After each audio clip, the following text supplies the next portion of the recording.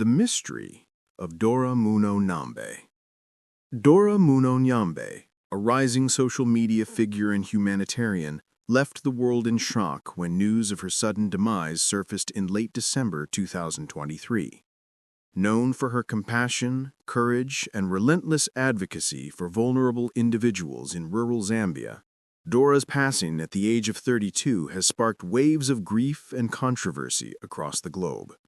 Her unexpected passing on Wednesday, December 25th, has not only left her followers mourning, but also stirred intense speculation and mystery surrounding the circumstances of her final hours. Dora had become a widely recognized presence on social media, where she amassed over 4 million followers. She also built a strong presence on Instagram with over 110,000 supporters. Through these platforms, she chronicled her life in Zambia, particularly her work with children in a remote village where she founded the non-profit organization Footprints of Hope in 2019.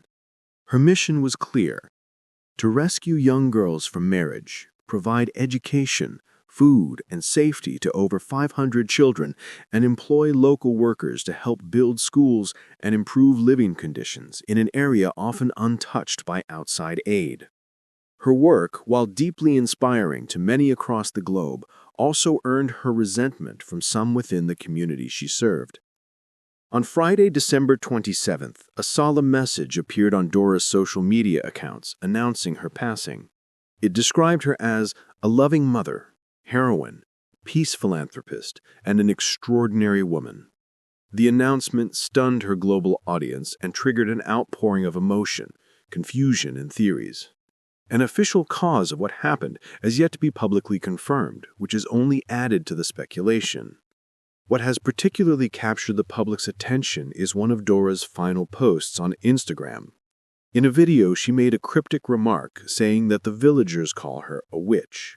For many of her followers, this message took on a darker tone in the days following her demise. Dora's outspoken activism often placed her at odds with traditional beliefs in the region, where her access to social media and outside support was misunderstood and at times feared. Her wealth, gained through donations and international support, was viewed with suspicion, and some locals reportedly accused her of practicing witchcraft. According to reports shared online, Dora had attended a Christmas Eve celebration shortly before she fell severely ill. She was said to have driven herself to the hospital, suffering from intense stomach pains, and tragically passed away around 3 a.m. on Christmas. Though no official evidence has been released, some online users speculate she was poisoned, perhaps by those who opposed her efforts to intervene in cases of child marriage, or by individuals resentful of her growing influence. One recurring theory alleges that her protective presence, which had resulted in the arrests of men involved in forced child marriages, had created a number of powerful enemies within the community. Rumors have spiraled further as grieving followers look for answers. Some have drawn parallels between Dora's demise and other high-profile cases of activists and visionaries whose deaths were sudden and unexplained. One social media user echoed a sentiment widely felt among her fans, stating that they took her life. Others lamented that the world had lost a true angel and expressed concerns for the safety and well-being of the individuals she had been protecting. Dora's advocacy was nothing short of heroic. She provided food, shelter, and education to hundreds of children, employed skilled locals to build sustainable infrastructure, and stood up to systems that exploited the vulnerable. Her courage, however, came at a cost. Living in a region where her modern values clashed with long-standing traditional norms, Dora constantly faced threats, misunderstandings, and mistrust. Reports suggest she had hired security to protect herself and the children under her care. Yet, in the end, even with such precautions, her life was cut short. The mystery surrounding Dora Muno Nyambe's demise remains unresolved, with no official cause confirmed and a sea of unanswered questions lingering. Her legacy, however, speaks volumes. The Mystery of the Stolen Amethyst.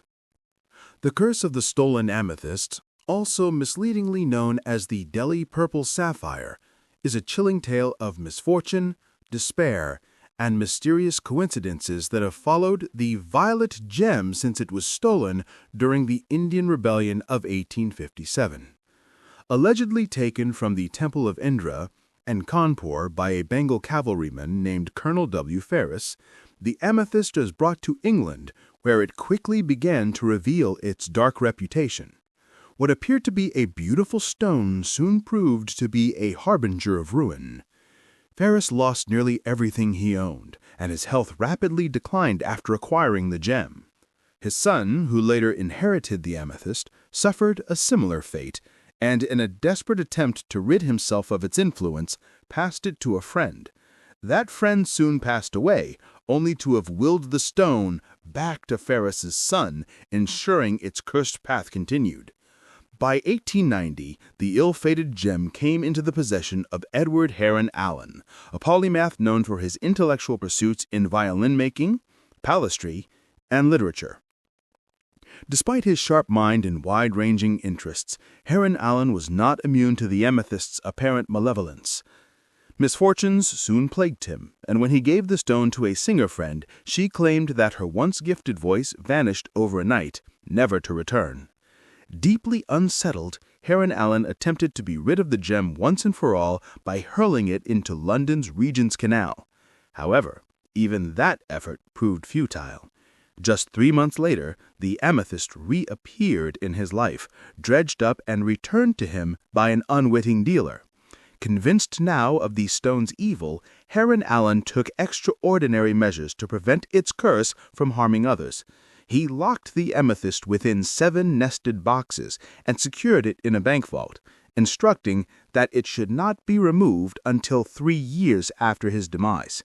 When he died in 1943, his daughter honored his request and donated the stone to the Natural History Museum in London.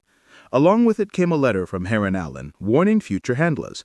Whoever shall then open it shall first read out this warning, and then do as he pleases with the jewel. My advice to him or her is to cast it into the sea. Despite its ominous past, the amethyst was eventually put on display in 2007, set in a ring of silver and adorned with 2 scared beetles. Yet some suspect that its curse continues to linger. Richard Savin, a curator involved in transporting the gem, recounted a bizarre and terrifying thunderstorm during a drive, lightning crackling around his car, his wife begging him to discard the stone. He also claimed to fall ill every time he planned to attend a Heron Allen Society meeting. While some may dismiss these events as mere coincidences, the long history of tragedy linked to the amethyst leaves others wondering whether it truly remains cursed. From colonial theft to locked vaults, the tale of the cursed amethyst serves as a haunting reminder that some treasures may carry more than just beauty. They may also bear the weight of sorrow, mystery, and a warning to those who dare to possess them. The Mystery of Emma Filipoff. The mysterious disappearance of Emma Filipoff remains one of the most haunting and perplexing cases in modern Canadian history. Emma was known by those around her as a gentle, artistic, deeply sensitive soul whose life unfolded with both luminous promise and growing inner struggle during her time in Victoria, British Columbia. What began as a search for independence and personal clarity gradually became overshadowed by increasing signs of fear and emotional turbulence, culminating in her disappearance on the evening of the 28th of November, 2012. The story of Emma's final year is filled with beauty, confusion, compassion, and unanswered questions, all of which continue to move those who follow her case. Emma arrived in Victoria seeking inspiration and a new chapter. She initially lived with a childhood friend and the friend's partner, sharing space, meals, and laughter while adjusting to life on the coast. After a short period, she moved into another unit within the same building, hopeful about shaping the quiet, minimalist lifestyle she preferred. In the winter months of 2011, she found work as a barista, but the job was short-lived.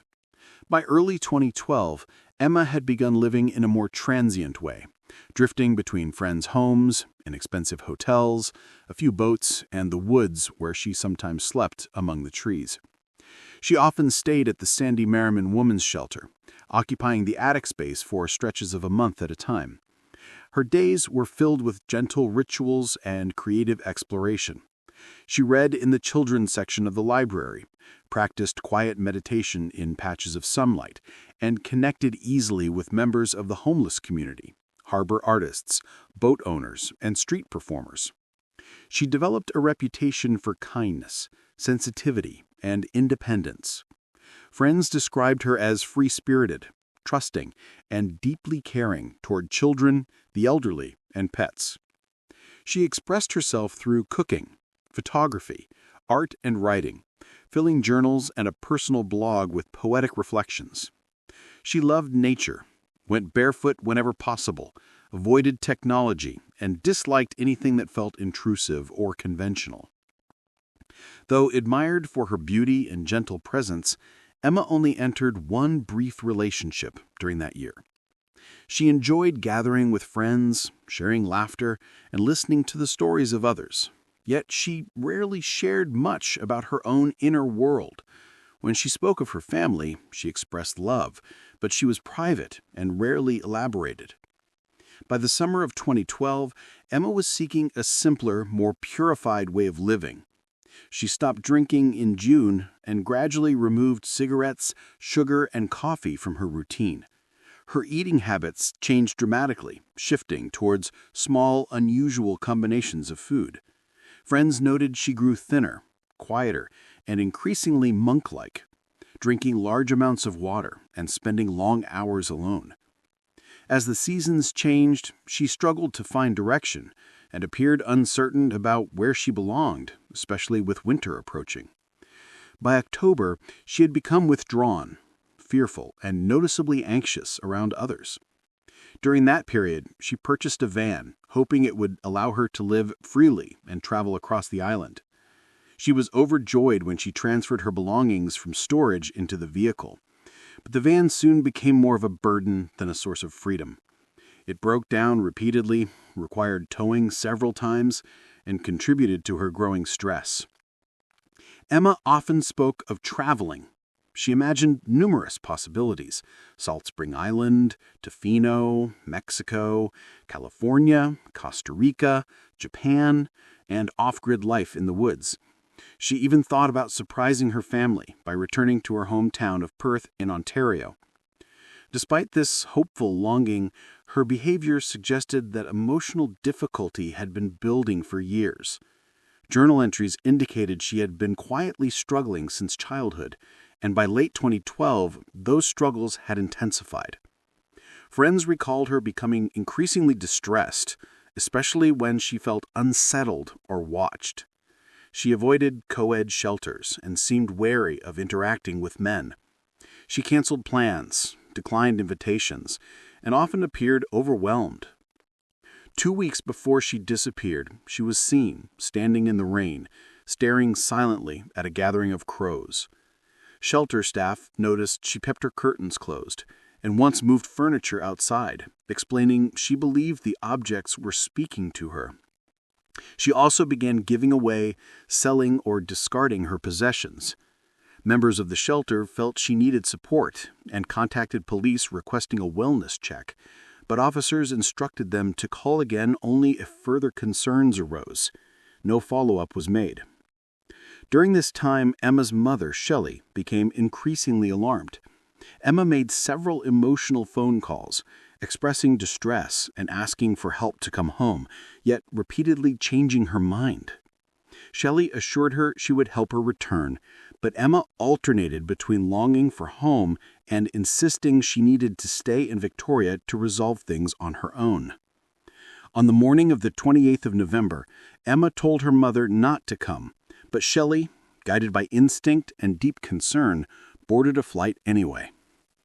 Meanwhile, Emma spent the day wandering through various parts of Victoria, repeatedly observed by passers-by who sensed she was distressed, disoriented, and deeply anxious. Some saw her pacing or standing motionless. Others watched her walk barefoot, holding her shoes.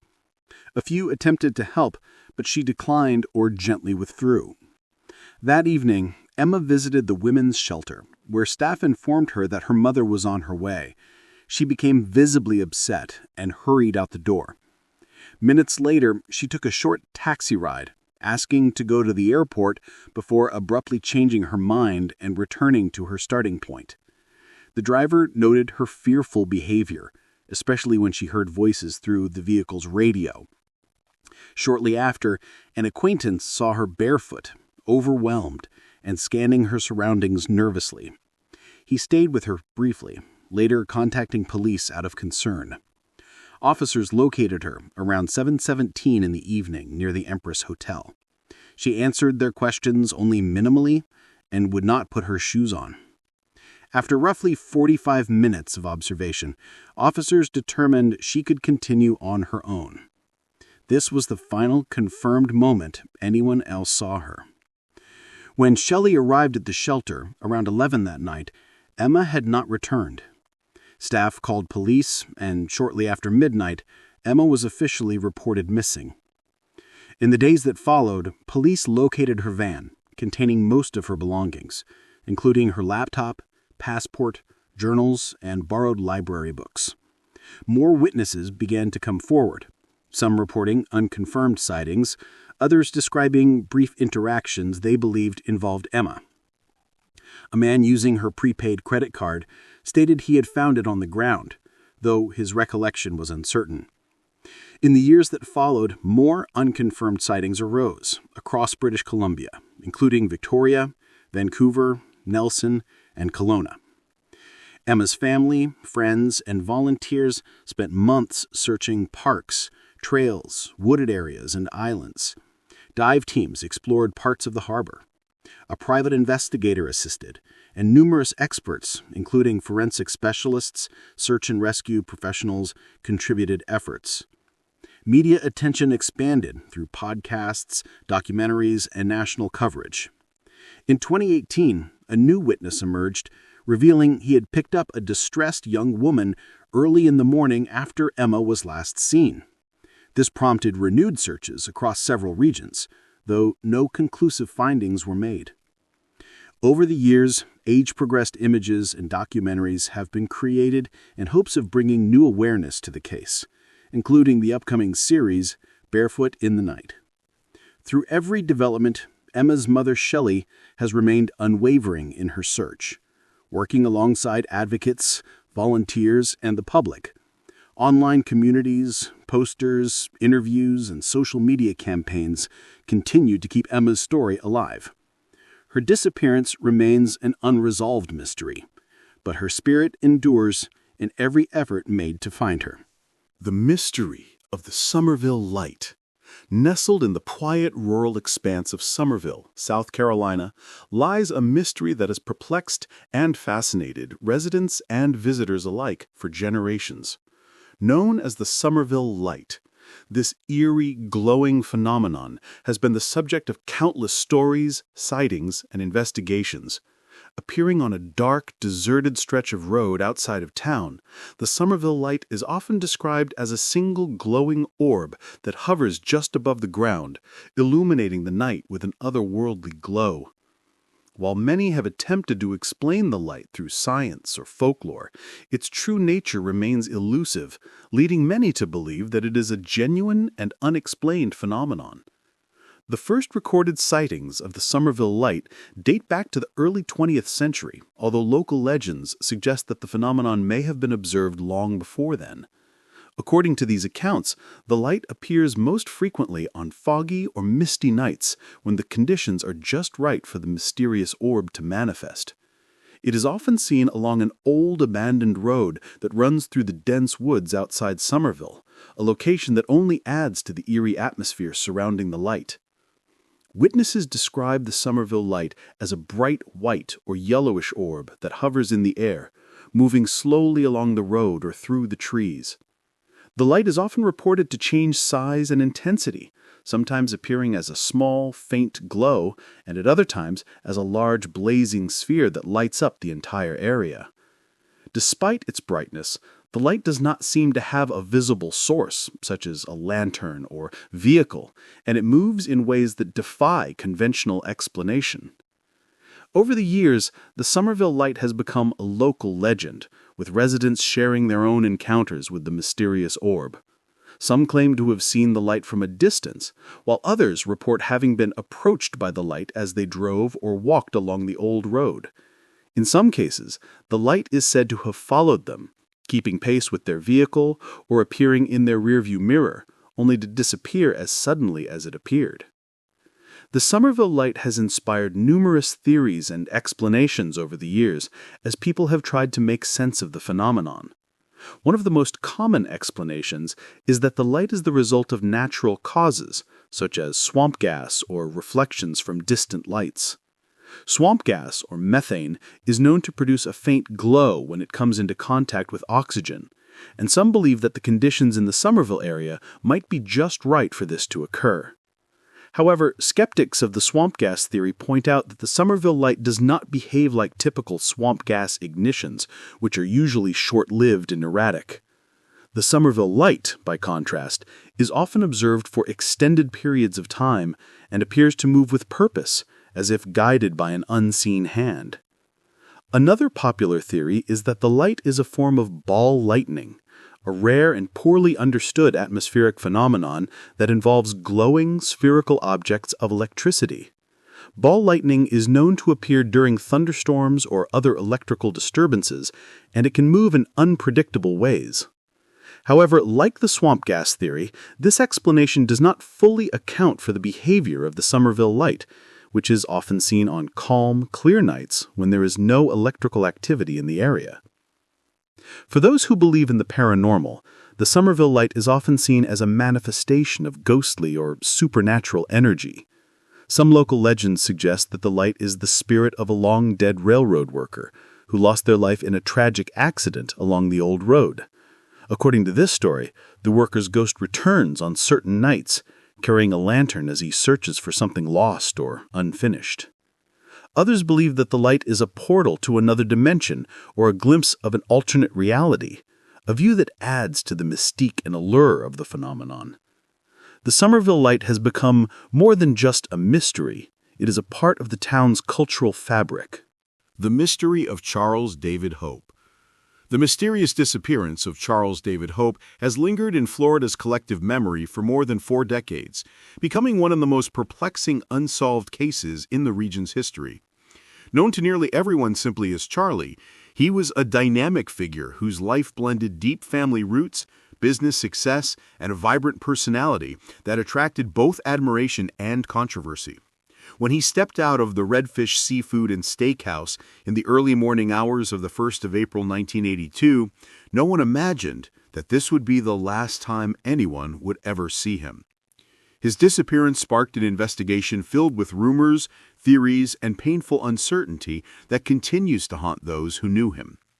Charlie was born on the 30th of September 1940 in Brooksville, Florida, the fourth of 6 children, born to William, known as Buck, and his wife, Geraldine.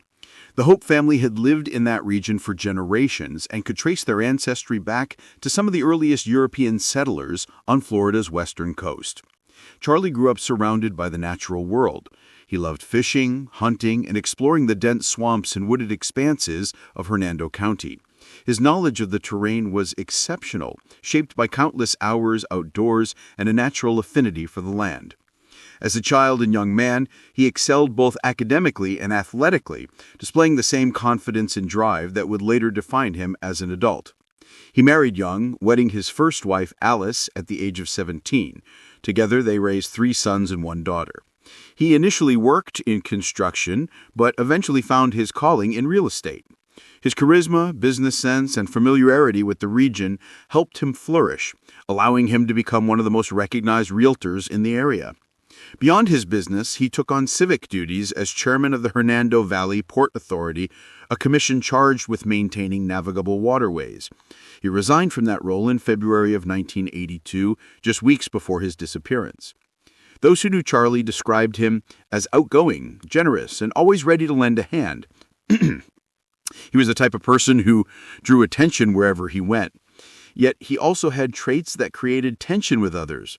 His fondness for harsh, practical jokes, his blunt honesty, and his reputation as a womanizer led to complicated relationships and ultimately the end of 2 marriages. Even so, he and Alice remained close after their separation, their friendship enduring despite the challenges of their past. In the weeks before he vanished, those closest to him sensed something was troubling him. During a trip to Georgia to attend his son Scott's military boot camp graduation, Charlie made a cryptic remark, suggesting that if anything ever happened to him, Scott would be cared for. It was unusual for him to speak so seriously, and the comment lingered with those who heard it. On the 30th of March, he visited Alice and spent more time there than usual, quiet, thoughtful, and distant. While at her home, he received a phone call that left him visibly unsettled. He agreed to meet someone, though he never disclosed who they were or what the meeting involved. That same day, he stopped at his parents' home, speaking little but clearly wanting to see his mother. She was busy with guests, so he asked his father to have her call him later. On the following day, the 31st of March, he visited friends Joe and Karen Nikolai for dinner. They had not seen him in some time and were surprised by the visit. He played with Dan, the pit bull he had given Joe 2 years earlier, and seemed reflective and unusually calm. In the years since, the Nicolettes have wondered whether his visit was his way of saying goodbye. Later that evening, Charlie met his Uncle Dave at the Redfish Seafood and Steakhouse. Upon arriving, he asked a staff member about a particular waitress, someone he had spent time with 2 days earlier. During their drink, he told his uncle that he planned to visit his girlfriend afterward. Yet something about his demeanor was off. The always lively, talkative Charlie appeared distracted and uneasy. Sometime after 1 a.m, his absence from the restaurant was noticed. No one saw him leave, which was uncharacteristic for a man known for never slipping out quietly. His half-finished drink remained untouched on the table. When Geraldine's birthday arrived on the 2nd of April and Charlie did not visit or call, his family immediately sensed that something was terribly wrong. He had never missed his mother's birthday, and his silence felt ominous. They attempted to contact him but received no response. On the 6th of April, his secretary Carol arrived at the office to find his truck parked outside. This was not unusual, but Charlie was not inside and no one had heard from him. When she contacted his parents, they confirmed that they too could not locate him. That same day, he was officially reported missing. Investigators began their search by examining his truck. To their surprise, it was locked, something he almost never did. Inside were several of his belongings, including some outdoor equipment, later valued at around $2,000. There was no sign of a struggle. Police interviewed friends, acquaintances, colleagues, and family members, but no one had seen him since that night at the Redfish. The waitress he had asked about was eventually located and questioned. She explained that she and Charlie were only friends, and that they had recently gone canoeing.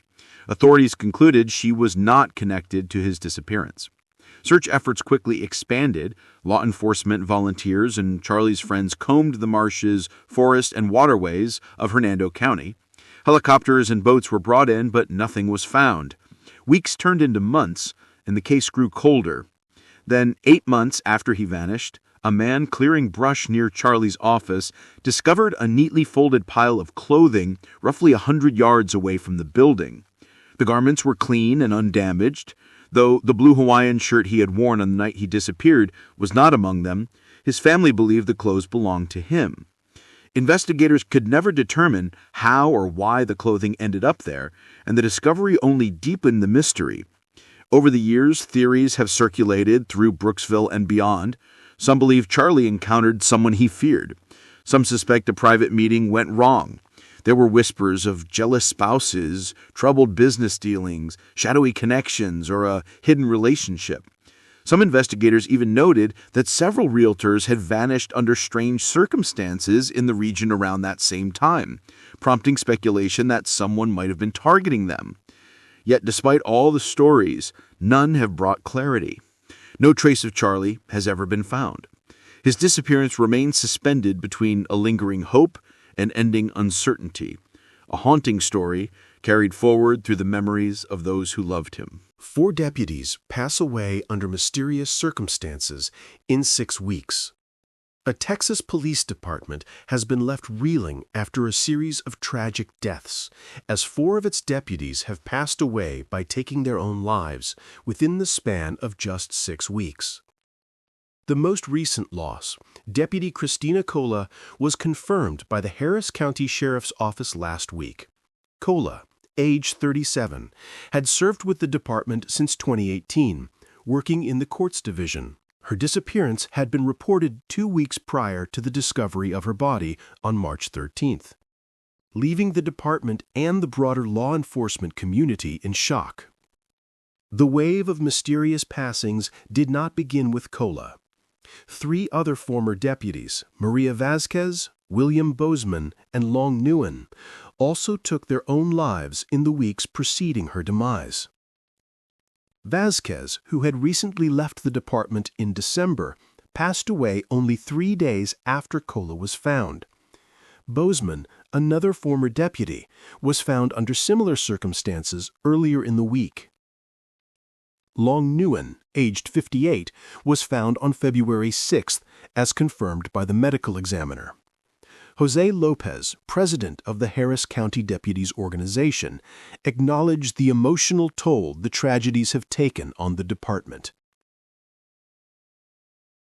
The rapid succession of these events has ignited concerns not only about health within law enforcement, but also about the deeper pressures and traumas that officers often face in silence.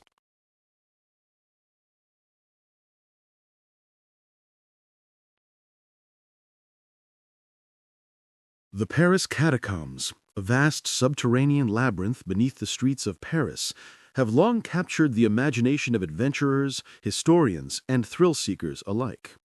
Originally built as quarries to mine limestone during the Roman era, the catacombs were later repurposed as a mass burial site in the 18th century, housing the remains of more than 6 million Parisians.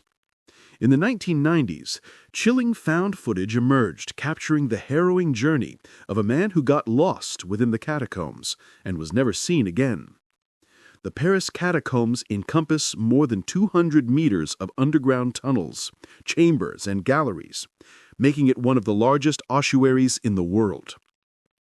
Over the centuries, the catacombs have served various purposes, from a clandestine meeting place for revolutionaries during the French Revolution to a hideout for members of the French resistance during World War II. Despite the fascinating history of the catacombs, their vast and labyrinthine nature presents a significant danger to those who venture off the designated paths. The maze of tunnels can be disorienting, and inexperienced explorers run the risk of becoming lost or trapped within the catacombs. In the early 1990s, a group of Parisian catacomb explorers known as cataphiles stumbled upon a discarded video camera deep within the tunnels. The camera contained a chilling piece of found footage which captured the journey of an unidentified man as he ventured deeper into the catacombs, eventually becoming disoriented and lost. The footage shows the man's mounting panic and desperation as he navigates the seemingly endless maze of tunnels before ultimately abandoning his camera and disappearing into the darkness. The found footage was later aired in a 2000 documentary titled The Forbidden Paris Catacombs, sparking widespread interest and speculation about the identity and fate of the lost explorer. The authenticity of the found footage has been a subject of debate among skeptics and enthusiasts alike. While some believe the footage to be a genuine documentation of the man's harrowing experience, others have argued that it could be an elaborate hoax staged to create a sensational story. Nevertheless, the footage has prompted numerous investigations and search efforts to uncover the identity of the lost explorer and determine his ultimate fate. Despite these efforts, the man's identity remains unknown, and no trace of him has been found within the catacombs. Several theories have been proposed to explain the man's disappearance, ranging from the possibility that he succumbed to hypothermia or dehydration in the tunnels, to the more sinister notion that he was intentionally led astray by malicious individuals or supernatural forces. Nevertheless, the existence of the footage can be supported by an argument given that no one has come forward to claim the ownership of it ever since it was initially broadcasted almost 2 decades ago. Even those involved in the documentary haven't made much noise around it, leading many to believe that it's unlikely that they're benefiting from it financially. Assuming the authenticity of the found footage, the main concern is to uncover the fate of the individual.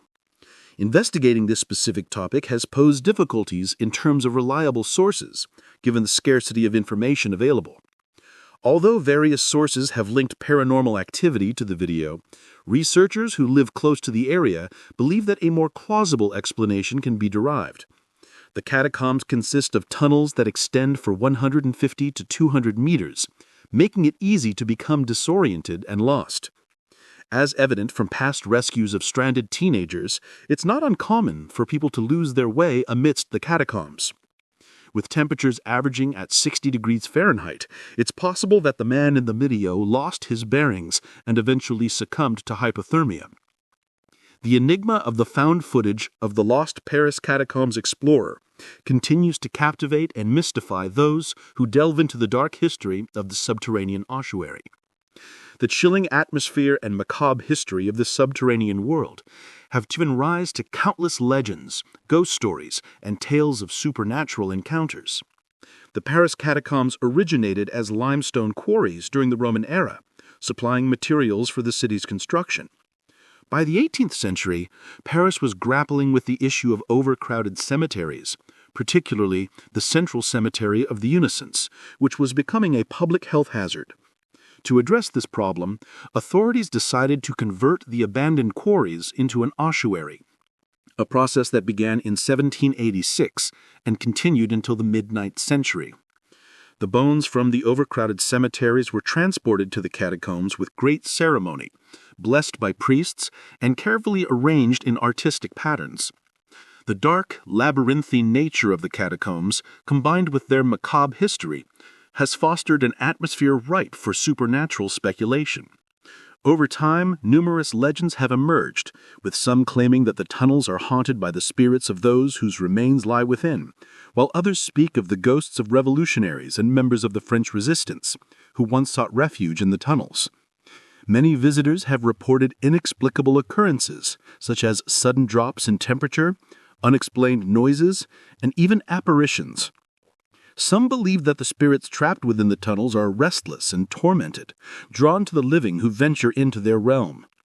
In addition to ghostly encounters, there are also tales of mysterious creatures dwelling in the depths of the tunnels, further fueling the supernatural aura that surrounds this subterranean world. These legends have been perpetuated and amplified by popular culture, with the tunnels serving as the setting for numerous novels, films, and television shows that explore the theme of the haunted and the unknown. The Paris Catacombs continue to captivate and intrigue visitors from around the world, drawn to their chilling history and the potential for supernatural encounters. The legends of the haunted catacombs also serve as a source of inspiration for those seeking to delve into the realms of the paranormal. Many ghost hunters and paranormal enthusiasts have ventured into the tunnels, armed with equipment designed to detect and document supernatural phenomena, in the hope of capturing definitive evidence of the spirits that are said to dwell within. The haunting history of the Paris Catacombs is a testament to the enduring fascination with the unknown and the supernatural. The chilling atmosphere, combined with the macabre history of this subterranean world, has given rise to countless legends and ghost stories that continue to captivate the imagination. As a site of cultural and historical significance, the catacombs serve as a powerful reminder of the mysteries of the afterlife, drawing visitors from around the world. Today, the tunnels house the remains of an estimated 6 million people, making them one of the largest ossuaries in the world. The tunnels are a significant cultural and historical site, offering a unique window into the city's past. They serve as a stark reminder of the fragility of human life and the passage of time. Each year, thousands of tourists descend into the depths of the catacombs, eager to experience the eerie atmosphere and learn about their history. The Blackbird of Chernobyl. On April 26, 1986, the world witnessed one of the most catastrophic nuclear disasters in history. the explosion of Reactor 4 at the Chernobyl nuclear power plant in Ukraine. But in the months leading up to this disaster, a strange and eerie phenomenon was reported by the workers at Chernobyl, a mysterious winged creature that has since become known as the Blackbird of Chernobyl. According to the residents of Pripyat and workers at the Chernobyl power plant, this creature was seen hovering ominously over the plant and occasionally perching on the large towers and construction areas. The sightings, which began in the weeks and months before the disaster, were marked by a sense of foreboding and dread, with many of those who encountered the creature reporting feelings of unease and fear.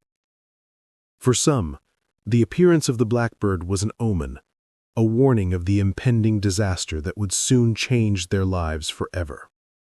The first sightings of the Blackbird of Chernobyl were reported in early 1986, just a few months before the reactor explosion.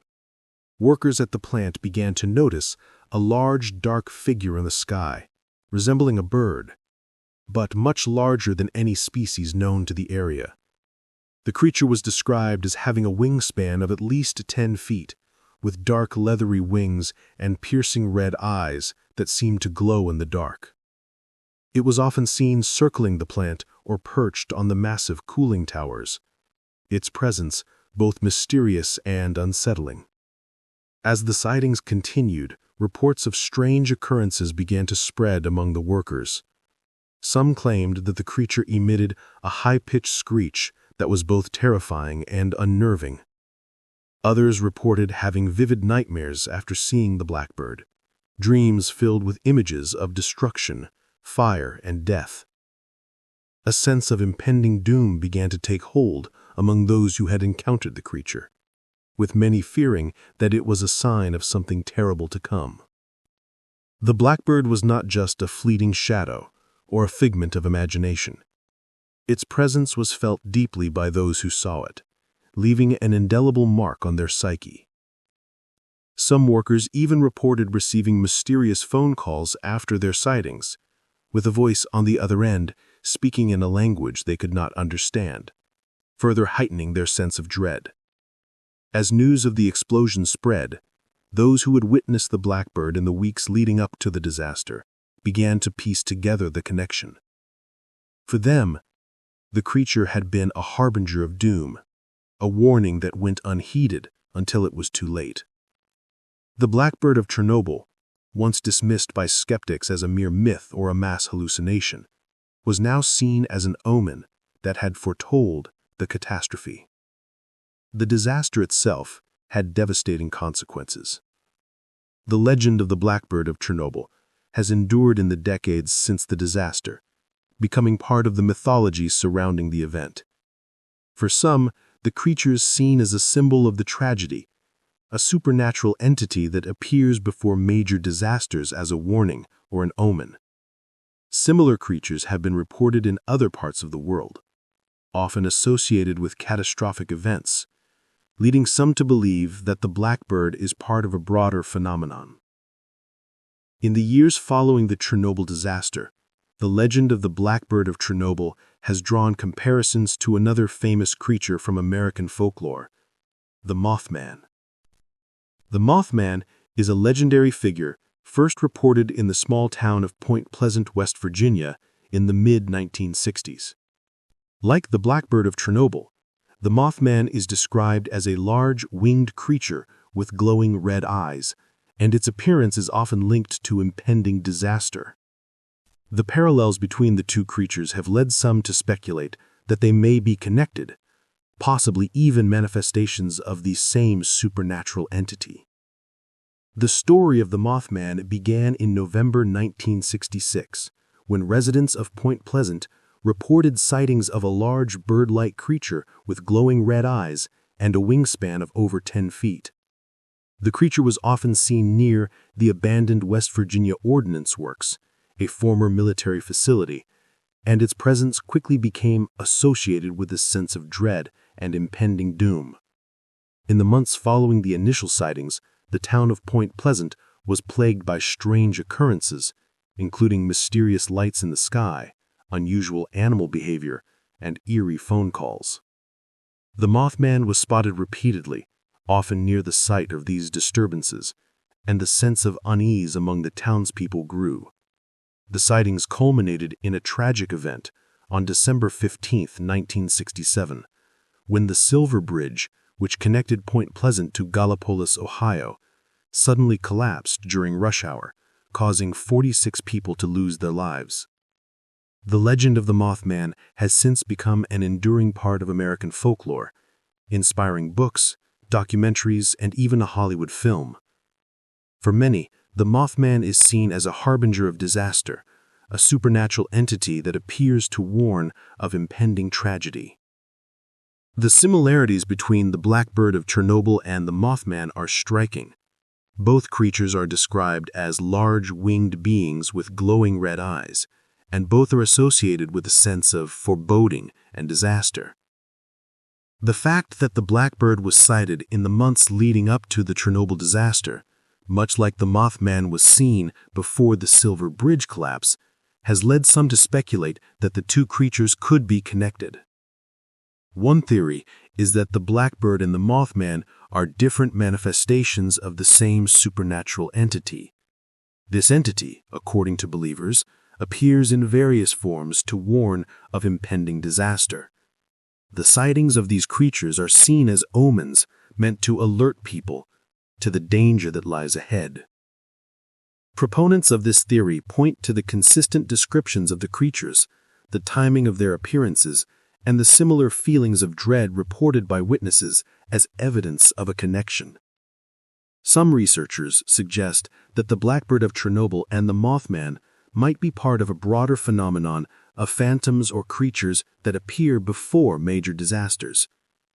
These creatures are often described as having otherworldly characteristics, such as glowing eyes, unusual sizes, or the ability to vanish suddenly. Theories about their origins range from the paranormal to the extraterrestrial, with some suggesting that these beings are sent by higher powers to warn humanity of impending doom.